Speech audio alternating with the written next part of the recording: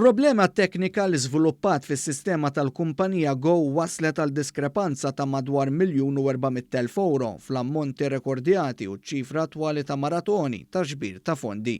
Fis-stqarrija l-kumpanija tat-telekomunikazzjoni qalet li l-organizzazzjonijiet ewlenin li kienu affettwati kienu il-kampanja l-istrina organizzata mill-Fondazzjoni tal-Malta Community Chest Fund, id-Dar tal-Providenza, il-Caritas u żewġ maratoni ta' ġbir ta' fondi organizzati miż-żewġ partiti politiċi ewlenin.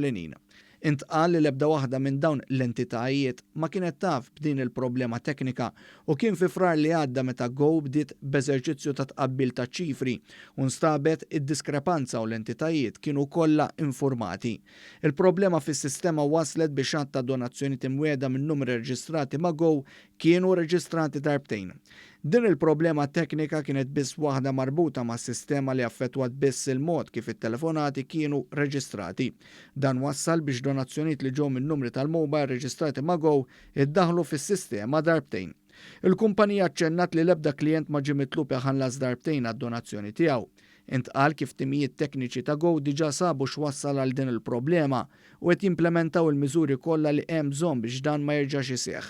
Ġie rimarkat li qabel kull attività jsiru ħafna testijiet ta' sistemi biex jiġi assigurat li kollox jaħdem. Il-kumpanija qalet li jiddispjaċiha għal dak li ġara.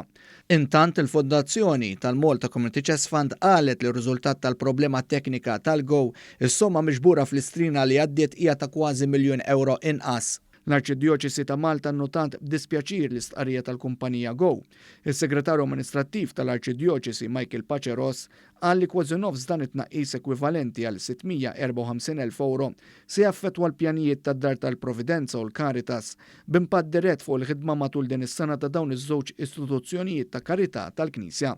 Fl-laqgħa mal-kap eżekuttiv tal-Go, Paceros esprima d-diżappunt tal-Arċidjoċesi u qal li dan ma kienx il-livell ta' servizz li l-Arċidjoċesi tistenna mill-kumpanija Go. Intant il-Caritas qalet li s-somma miġbura fil-maratona ta' mħabba li xandret fuq l-istazzjonijiet lokali fl-14 ta' Novembru li għadda kienet fil-fatt ta' €424,170 u mhux ta' €668,280. F'dan l-isfond Caritas Malta qed tappella d-donazzjonijiet tal-pubbliku.